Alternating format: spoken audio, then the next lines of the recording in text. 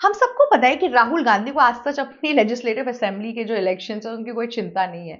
हम सबको पता है कि राहुल गांधी के कांग्रेस के कार्यकर्ता भी बोल बोल के थक गए कि हम इस इलेक्शन में क्या स्ट्रैटेजी ले, हम इधर क्या स्ट्रैटेजी ले, लेकिन राहुल गांधी को इन सब चीजों से कोई मतलब नहीं है।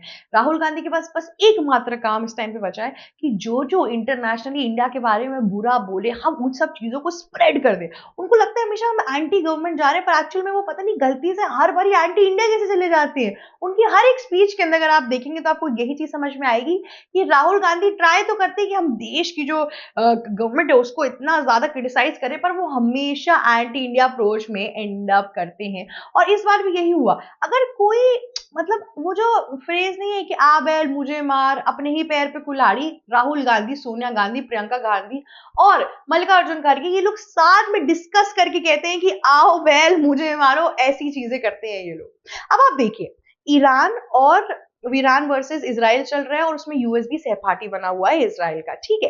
अब इस पूरे के पूरे वॉर के अंदर अगर आप देखेंगे तो सबसे ज्यादा नुकसान क्या हो रहा है कि अरब कंट्रीज में जो इंडियंस है इस टाइम पे, जी हाँ, ईरान ने सिर्फ और सिर्फ अपनी खमीनी की मौत के बाद से यूएस और इसराइल के जो एयर बेसिस थे इन सारे मिडिल ईस्ट के अंदर उन पर ही सिर्फ अटैक नहीं किया, पर उसके अलावा दुबई के अंदर, बहराइन के अंदर, कतर के अंदर, ओमान के अंदर, इन सब जगहों पे छोटे छोटे इंफ्रास्ट्रक्चर अटैक्स भी हुए हैं, जिसकी वजह से वहां पर लोग इस टाइम खतरे की घंटी के अंदर बैठे हुए हैं। और इतना ही नहीं, अगर आप सिर्फ स्पेसिफिकली यूएई की बात कर लेंगे तो यूएई के अंदर जो अटैक दिन प्रतिदिन लोगों को सुनाई दे रहे हैं, मतलब लोग प्रोटेक्टेड तो हैं, पर उसके बावजूद भी सोचिए आप बैठे हुए अपने घर के अंदर और आपको एयर मिसाइल्स की आवाज आ रही है, आपको डर नहीं लगेगा? आपके वर्क प्लेसेस बंद हो रहे हैं तो आपको डर नहीं लगेगा? आपको ये नहीं डर लगेगा कि इस टाइम पे अगर काम और इंपोर्ट नहीं आ पाएगा तो पैसे कैसे निकलेंगे, रेंट फैसिलिटी ये सब कुछ कहाँ जाएगी? इन सब चीजों का डर नहीं होगा।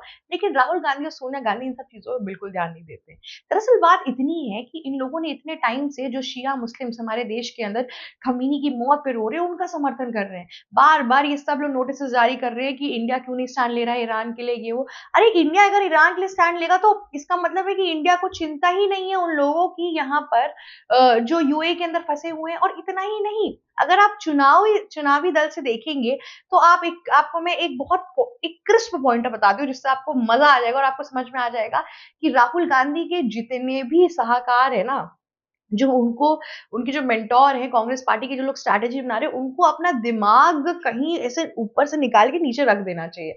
क्योंकि यहाँ पे आप एक चीज समझे, लेजिस्लेटिव असेंबली में सबसे पहले इलेक्शन किसका आने वाला है ढंग से, अगर ये आप वेस्ट बंगाल वगैरह को हटा दीजिए, उसके बाद से आएगा जहां पे कांग्रेस को बहुत ज्यादा एकदम उम्मीद है, वो क्या है आपका केरला इलेक्शन।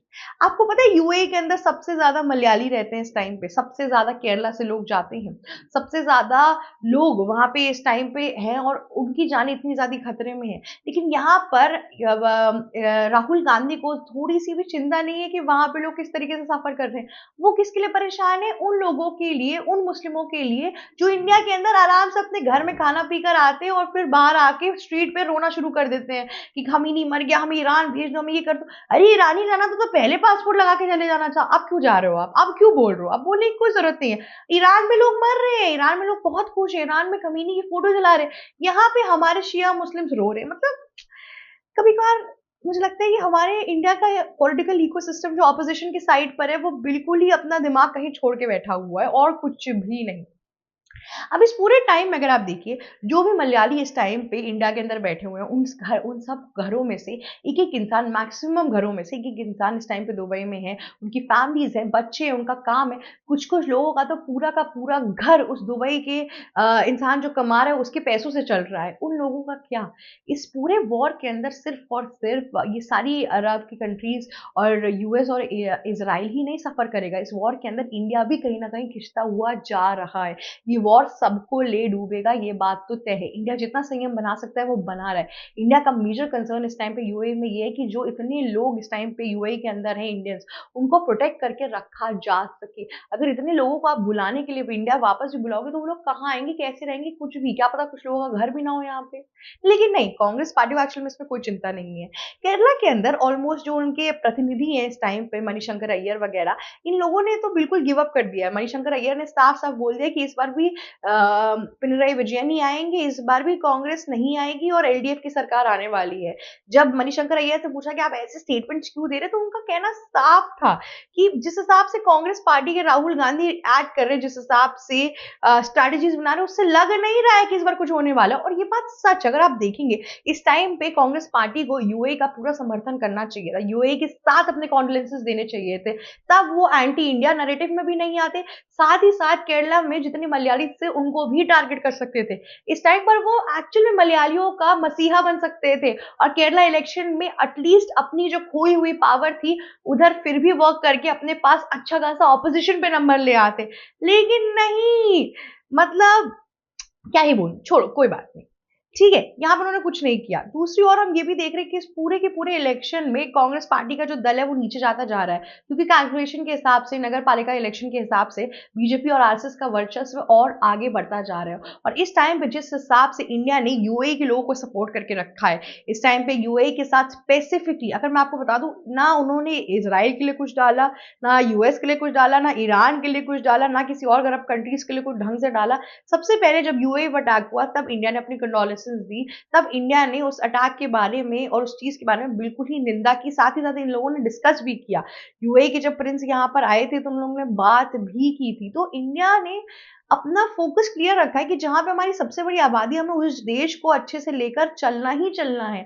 और यहाँ पे अगर जितने भी मलयाली हैं, जितने भी लोग हैं इस टाइम पे, जिन लोगों ने बीजेपी को नगर पालिका इलेक्शन में जितवाया है, वो इस टाइम पे बहुत खुश होंगे कि हमने सही डिसीजन लिया है, क्योंकि एंड में तो यही लोग खड़े हुए हैं। क्या आपको लगता है कि ईरान को कोई भी मलयाली घर इस टाइम पे अच्छा मान पाएगा? क्या केरला के लोग इस टाइम पे ईरान के साथ होंगे? नहीं, क्योंकि ईरान इतना ज्यादा इमोशनल अटैक में चला गया कि ईरान ही वहां पर अपनी ही अलाइज को मार रहा है।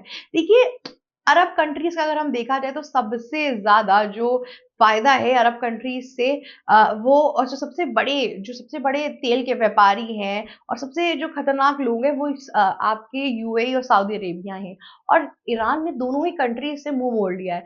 सबसे ज्यादा लोग केरला से इस टाइम पे यूएई के अंदर है, फिर आपके सऊदी अरेबिया के अंदर है। तो इन दोनों ही कंट्रीज के अंदर जब से अटैक होना शुरू हुआ है, लोगों के अंदर ये सद्भावनाएं आ गई कि ईरान ऐसा क्यों कर रहा है।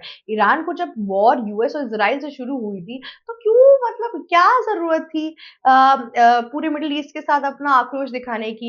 ईरान ने पहले भी बोला था कि अगर खमीनी की मौत हुई तो इसका बहुत ही अग्रेसिव आउटपुट आएगा। और एक्चुअल में कितने क्रिटिक्स यहाँ पे हैं, कितने लोग हैं पॉलिटिकल एनालिस्ट जो ये कह रहे हैं सिंपल सी चीज कि इस बार बहुत ज्यादा चांसेस है कि वर्ल्ड वॉर 3 हो जाएंगे, इस बार चीजें ऐसी हो सकती हैं।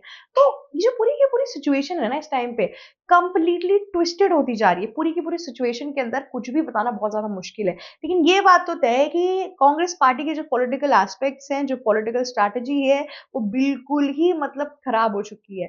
इतना बड़ा पॉइंटर कांग्रेस पार्टी कैसे भूल सकती है? इस टाइम पर अगर आप देखेंगे तो लेफ्टिस्ट पार्टी की खुद की हालत इतनी बेकार हो चुकी है आपके केरला के अंदर, तो कांग्रेस पार्टी तो और भी नीचे आती है। साथ ही साथ कांग्रेस पार्टी के साथ एज सच कोई अलायंसेस भी नहीं करना चाहता है वहां पे। मणिशंकर अय्यर जो सबसे बड़े एक तरीके से नेता कह लीजिए कांग्रेस पार्टी की तरफ से, उन्होंने तो गिव अप कर दिया है। उनका अपना एक सपना था चीफ मिनिस्टर बनने का, वो तो गया ही गया। अब आपके वेणुगोपाल भी इस टाइम पे बहुत फोकस कर रहे हैं इलेक्शन, केरला के इलेक्शन के अंदर। पर अभी तक राहुल गांधी को अपने लेजिस्लेटिव असेंबली के इलेक्शन पे इतना ध्यान ही कहाँ देना है। उनको तो जो इंटरनेशनली प्रोपेगेंडा चल रहा है उसमें जो भी साइड में बीजेपी हो उसके ऑपोजिट साइड पे लेना है। मुझे लगता है कि कांग्रेस पार्टी ने ऑपोजिशन का मतलब गलत समझ लिया। उनको लगता है कि ऑपोजिशन का मतलब सिर्फ यही होता है कि हर एक सिचुएशन में जो रूलिंग पार्टी कह रही है उससे ऑपोजिट जाना है, भले ही वो चीज सही हो गलत हो, नहीं, बस जो अगर वो कह रहे ए बी सी तो हमें कहना है सी बी ए। सिंपल सी बात है, इस तरह कुछ भी उनके दिमाग में नहीं चल रहा है इस टाइम पर। अब देखते हैं कि इस पूरे ये पूरे जो गेम प्लान राहुल गांधी ने रचा है, जो यहाँ पर उनकी जो पुरानी बनाई हुई केरला के अंदर प्रतिष्ठा थी, मान थी, माइनॉरिटी से जो भी कुछ था उनका, अब इस पूरे समर्थन के बाद से जिन्होंने ईरान का किया है वो कहाँ जाएगा? क्योंकि मलयाली अपने घर के लोगों की जान खतरे में डाल के ईरान का तो सपोर्ट नहीं करेंगे ना, ऑब्वियस सी बात है। तो यही सब चीजों के लिए आप हमारे चैनल पर बने रहिए। नमस्कार दोस्तों, मेरा नाम शिवी चित्रांशी है और अगर आपको ये वीडियो अच्छी लगी तो प्लीज लाइक, शेयर, सब्सक्राइब और कमेंट करना मत भूलिएगा। जाते जाते बेल आइकन भी हिट कर दीजिएगा। Thank you so much for watching us. ABC Hindi news, आज ही जुड़िए हर खबर के साथ